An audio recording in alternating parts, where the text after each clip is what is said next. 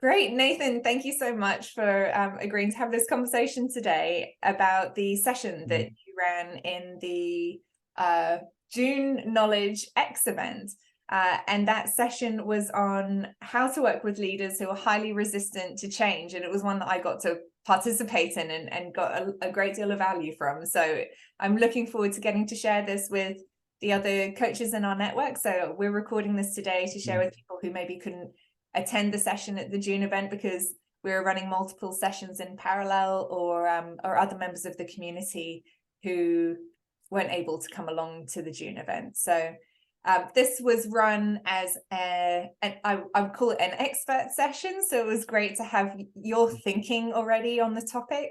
And we had some good discussion as well. So we'll cover off a bit of that. But I would love to start by having you introduce the topic. So how do you work with leaders who are highly resistant to change? Yeah, well, thank you. And it was a lot of fun to have the conversation at the event, and looking forward to doing a different version of kind of sharing some of the thoughts and what we discussed here now. And yeah, I think the format is, at the time and today, is both naming some keys, insights, and thoughts around this topic of leaders that are highly resistant to change, as well as sharing some of the discussion points that arose and other insights that fill in that process and that question. Perfect. Yeah, the topic is important to me just because as I do a lot of work with co-founders in pairs. And so usually you have not just one person who's in a change process, but two individuals and then a relationship, and that relationship then impacts the company. So there's a lot that is going on, and it brings greater need for clarity on how does change happen, what's the timeline, what's the alchemy to that. So with that in mind, we'll share my screen and share a few thoughts. So there's the topic. Actually, so yeah, going to start quickly with the prompt, and we can do this in the video as well. And if you're watching this, you can pause and do that for yourself. So the prompt exercise, yeah, very insightful to just actually spend some time thinking it through. Yeah, it was something that we got a lot out of in the group as well. So the prompt is inviting you to pause for a moment and then really slow down and remember yourself back to, well, first to pick something you've become an expert at, and then to go back, slow down, and remember being at the beginning of that process. And then remember the steps you've gone through, you went through to evolve and to grow. To think about times when maybe you got stuck and then how you broke through that stuckness, and really to visualize those moments and then what was helpful, and even, how you managed to learn the skill, but also enact it. So all the nuances. And then to write that down on those key moments in bullets. So all the prompt is up here now, just as a moment, we can discuss what showed up in the conversation. The reason I like this is because it helps highlight, the process of change. So getting from beginner to intermediate, but then hitting later plateaus, and what's the mixture of maybe teaching and mentorship, and as well as risk-taking or experimentation. How long does it work? Skill building that all leads to breakthroughs and change. And one thing that I'll note, we had one person share their process, and so they, shared an experience of kind of hitting a real bottom because of something that hadn't changed, and then, the process of getting to a very different state, and that included someone who had been had been through that process themselves, so could really be a champion of what was possible. Direct and regular guidance from that person, and sort of the key steps of kind of getting there. Also some community sharing, talking about the growth that was happening. And so other forms of doing that work together. So that was some of what showed up. I don't know, Jennifer, do you, either in this prompt or from the session, do you remember anything that stood out to you about this? Yeah, I had a look back over my notes, and I used the experience of making a career change into coaching, actually. And even just as you were thinking just now, I feel like it was a real privilege for me training with Mayla Campbell. We had very small cohorts that we learnt with, so we had a tutor and two other coaches who were learning. And whilst it felt terrifying to I really respected my tutor. It kind of felt terrifying to coach in front of her for the first time. It was also just such a fantastic experience that we did that in every single session. One of us coached somebody else, and the others observed and gave feedback on the process. And it was so valuable having, well, I guess her as a role model, because she was an extremely talented coach, and being able to say, oh, I like these bits of what she does and those feel comfortable to me and I'd like to try that. But also recognizing that the other two that I was working with had a totally different style, but were also fantastic coaches. So it was great to have that peer group, I guess both the role model and the peer group, to kind of find my own place and recognize that we're all different in the way that we develop that expertise. And that's great. Yeah, even as you speak, it makes me think of plateaus that I might be, in currently on different areas of my life, and the tools to kind of get through those. And yeah, I do like that combination of expertise, which has one benefit, but then peer group, which allows for learning together, seeing different approaches or different versions of the same skill used differently. So all those components. So thank you. So switching back now, and the flow here will just be a couple of high-level thoughts, some tactical elements that might go into this process of change, and then we'll also just reflect on this together. So some change theory. So one big component, this stems from work that I've done with co-founders, is one of the big things, also really connected to Dr. Robert Keegan's work on immunity change. And so that's a big source for a lot of this, and have a slide of his next. But, what are the things that are holding us back? And when there's, deeper change that one is seeking, it usually means really needing to break patterns and also overcome fears, some of which are acknowledged and some of which aren't. So, an example of a Series B exec who is really motivated to build his company to the next level, and is wanting to build a strong exec team, but the fear is, over time has learned to get to goals through the process of maintaining control, and has had life experiences that create a fear of loss of control.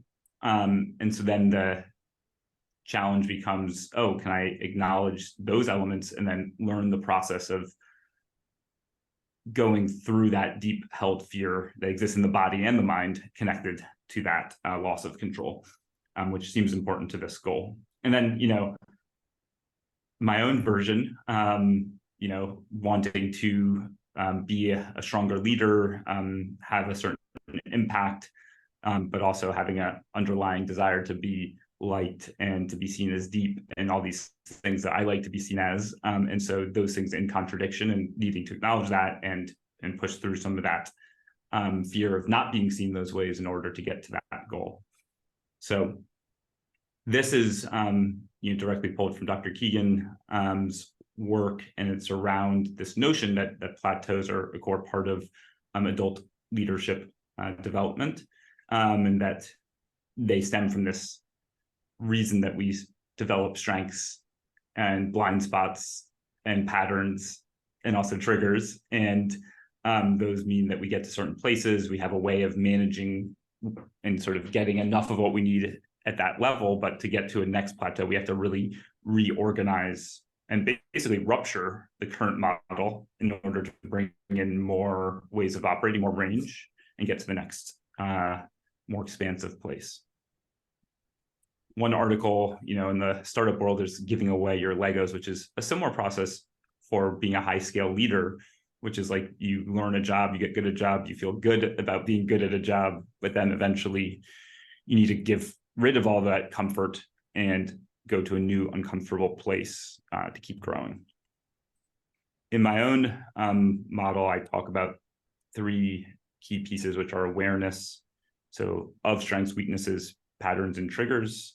Then action, that's really, again, to change behavior, you have to enact it. And that's where fear comes, rubber hits the road. And so it takes guidance. It's really hard to do any of this without someone both seeing that you're along the right path, encouraging that, and helping get through that messy middle period. And finally, accountability. And accountability connects to those 2 pieces of you assess where you want to get to, and then you commit to behaviors that might not be comfortable. And then that allows you to incrementally make movement towards that new plateau. I want to, yeah, go ahead. Go ahead, Jennifer.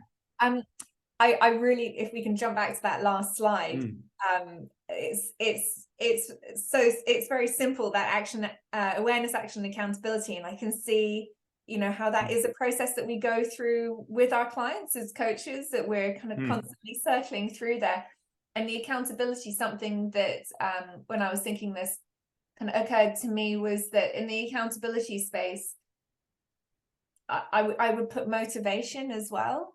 And I find that it's really important for me when engaging with my client to help them move through a certain behavior, to kind of get to the crux of like why this is really important to them. It's kind of that the ambition beyond achieving the thing that's going to really kind of help to stretch them through that goal. I guess I'm thinking about, when you're trying to win a race, you're not aiming for the finish line, you're aiming for beyond the finish line. So like, why is this really important to them, so that can help not just hold them accountable, but motivate them to push through when it does get hard. So, what is the prize for doing this? What is the motivation for changing this? 1,000%. Yeah, I think a piece I might have named was that in my one formula I have is that growth equals clarity plus motivation. And so, the motive, you need to be clear in where you're getting to, and also what you're looking to change in order to work on it. And then if it's going to be hard, that motivation needs to be very high. And that is one reason why sometimes, hitting a hard place finally forces deeper change. So with co-founders who are at a place of really high conflict and frustration, there's both times when it spirals down and doesn't work out, but there's times when it spirals up because there's enough motivation by both parties to do some deeper change. Yeah. Great. Thank you for sharing that. And so just quickly on this next portion, but naming some tools that help in each of these components. And these are things that work for me, but really there's a wide range of coaching modalities and frameworks and tools that can kind of be applied to these different areas as needed with a client who's feeling stuck. And so this is pulled from Upbuild, who's a coaching org in New York, and who does really amazing and deep work on the Enneagram framework. So I've learned to really love it as a tool. And I find it can be very helpful for getting to some of those nuanced insights about strengths, weaknesses, patterns, and triggers, being aware that we have an ego identity, a way we like to be seen by others, and that we try to protect that, which makes it really uncomfortable to do things that go counter to that. And all that helps in my experience with doing this change work. And can I ask, do you find that the Enneagram, is that something that you would use alongside, you've mentioned Keegan and Leigh, I hope Leahy's immunity to change model. Would you use those two alongside each other?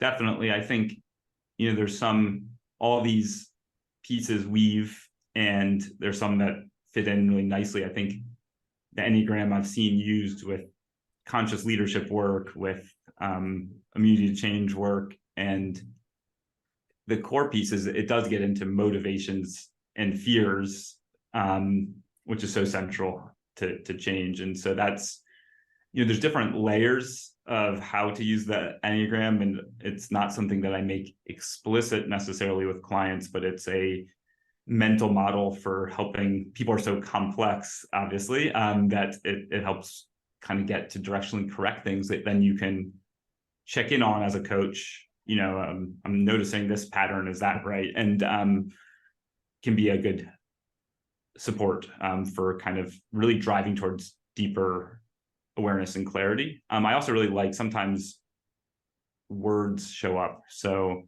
it sounds like you have a real pattern of compartmentalization, or that it's a strength, but also has some challenges. So I love getting to really specific words that land with a client that then help with the change work.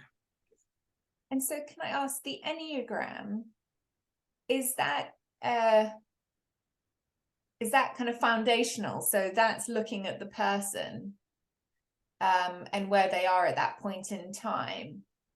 I've used the immunity to change model. Would that be more situational? So would the Enneagram be more like, well, this is the individual's baseline, and then you can use the immunity to change model to look at this current situation that we're navigating? It's so like the way that I use the Enneagram, it's incredibly deeply tied to the potential for change work, because it's, the typing stems from, early childhood plus, how some of what we're born into and some combination of all that. But what it is most connected to is our ego identity. So if we are someone who has grown up and developed a sense of it's important to be seen as successful, then we spend life developing strengths that allow us to get claps and to be seen that way. And then we also fears of failure that show up in connection to that. So all that forms, and it holds a notion of levels of consciousness, so that once we become more aware of that ego identity, which is really a story that we have of how we must be seen, and we start to realize, oh, it's just that, it's not our true self that exists underneath that. It gives you, not always easy, but the capacity to have more choice in how you operate.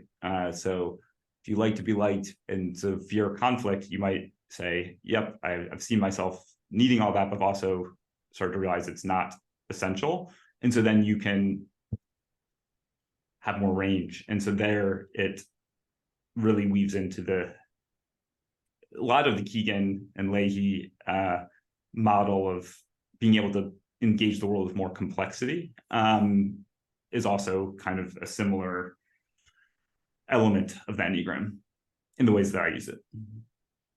Thank you.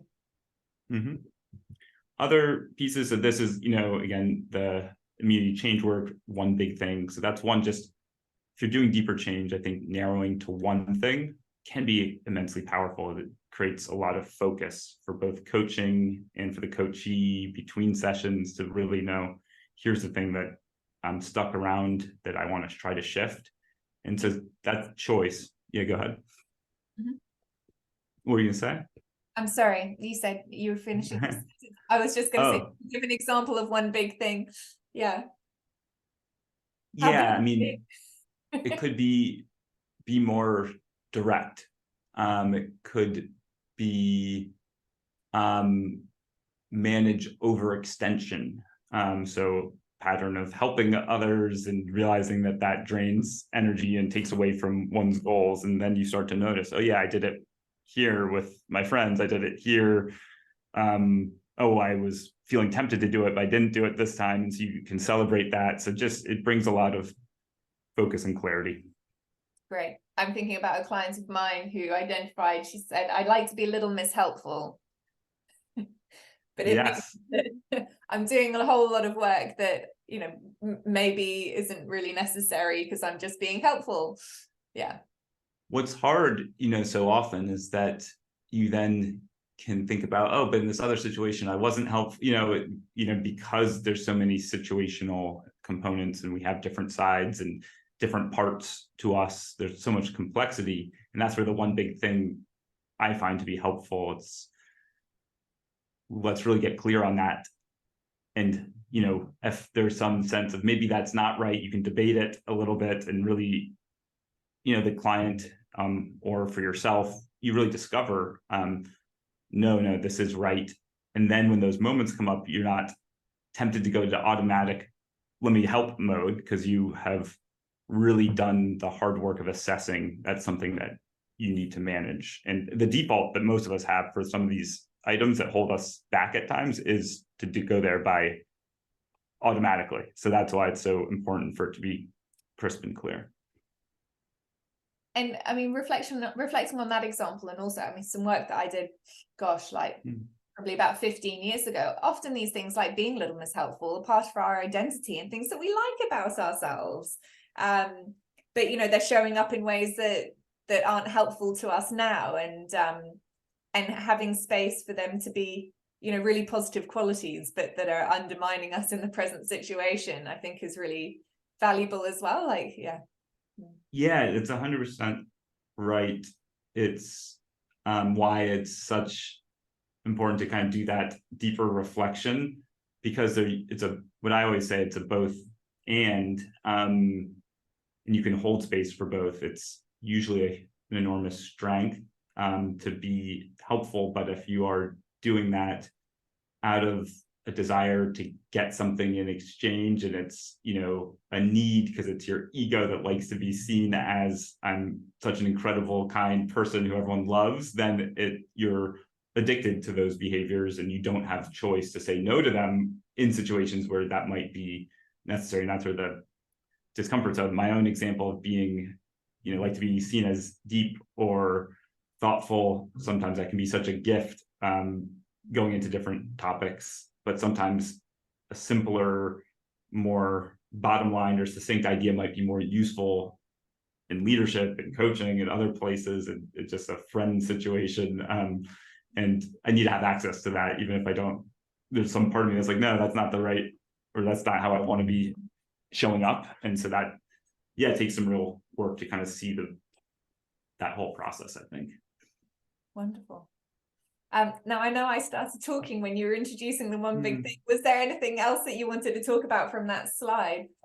No, those are the main elements. And that was actually like kind of the pieces of the session that kicked off. And we ended up having lots of discussion on topics I remember ranging from how do you help people get into a state of being experimental with things that are not their default mode. And we talked a little bit about how people might be our head, heart, and gut based. And sometimes as a coach, introducing them to something that's not the default can be a useful creative process. Talked about lots of different things. Anything additional that you remember us getting into? So, there are some things that I reflected on after the event. I took some notes during the event, but afterwards there are a few things that really stuck with me. One of them is I really respect how you talked about this. You're like, I've chosen to go really deep on one tool, which is the Enneagram. And you've really learned how to apply that tool really, really well. And I really respect your commitment to doing that. I think for a lot of us, a number in the room, we talked about, the multiple tools that we use to support people through change, and that, both are valid approaches, but also for me, it feels, it would be great to, there's so much out there. It'd be good to just choose one and disregard the rest and go deep. So I really respect that, your choice there, and how you've really learned to master that tool. So that was a great insight, I guess, for myself, my continuing development of expertise and how I go about it. the other tools that we did talk about, so positive intelligence, there's a program that's been put together around positive intelligence, and that is as a tool for supporting people to explore their motivations for certain behaviors and actually flip the motivation for behaviors. So going back to what you're talking about, behaviors that we might have developed in childhood that supported us at that time, but are showing up in ways that are not supporting us, and choosing a different approach. So going from reacting out of self-criticism to actually responding instead from a positive perspective, with maybe curiosity, or kind of thinking more strategically, or moving into action, or so that was one framework. When you were speaking, I think this came up in the session as well, I started thinking about parts work and the internal family system dynamic, which is again looking at, you know, there are different parts of you, and I think this relates to immunity to change as well, that you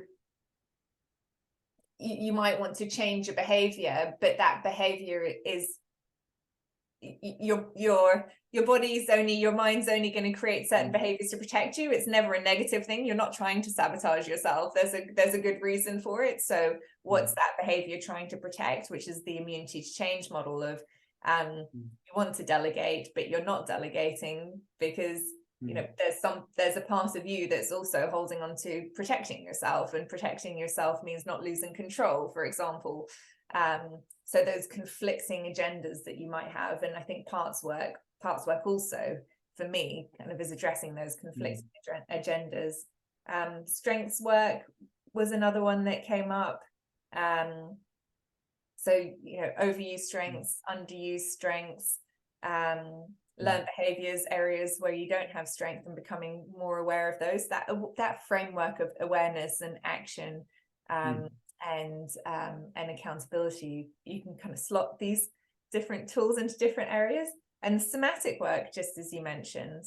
And what was interesting for me, I did not expect the conversation to go here, but somebody in the group shared that, you know, they'd tried various approaches, as you said. You know, if somebody's very intellectual, try something more like somatic work to get them to look at the situation from a different perspective. They'd tried kind of everything in their toolkit that they could possibly come up with, and this person's behavior was just not shifting. And then they didn't see them for a couple of weeks, and they came into the coaching session, and it just wasn't a problem anymore. It had just changed overnight. And they'd gone off and done is it ayahuasca? Is that the right word? Basically. I think they had done, in this case, it was like a psilocybin trip that the person had shared, had been like, help the client have a particular breakthrough on certain behaviors, which is, I think it's, you know, there's a wide canvas, or sorry, a lot of variety of colors and tools that can help there, but it's all connected to that same framework of there's unknown fears, there's ways of ego identity that we like to be seen, and I think the psychedelic experience sometimes has that potential of ego reduction and being able to look objectively at where we want to get to and how we're operating. And so I thought that was a fun additional example just to kind of name, there's to keep that awe available of all the different things that client might choose to do that goes into the mix of their process. Exactly. And it was a great in the session, it was a great kind of moment of, I tried everything, it didn't work, they went and did this, and then we, you know, and they were through it, and we could just continue. And sometimes coaching can't necessarily do everything, and that was it was good to just have that on the table as well. Sometimes you use tools in your toolkit and they still don't work, but that was a surprise twist on the conversation. No, I think when you were talking about the different approaches, you know, made me think of the notion of like a T-shaped coach. You know, lots of variety of techniques and range, and then depth in different areas that enables more, focused guidance at times that has its value as well. But yeah, it was a super fun conversation and session, and yeah, it was good to just get all the some thoughts on the table, but then a huge variety of new ideas and approaches that everyone tossed into the mix.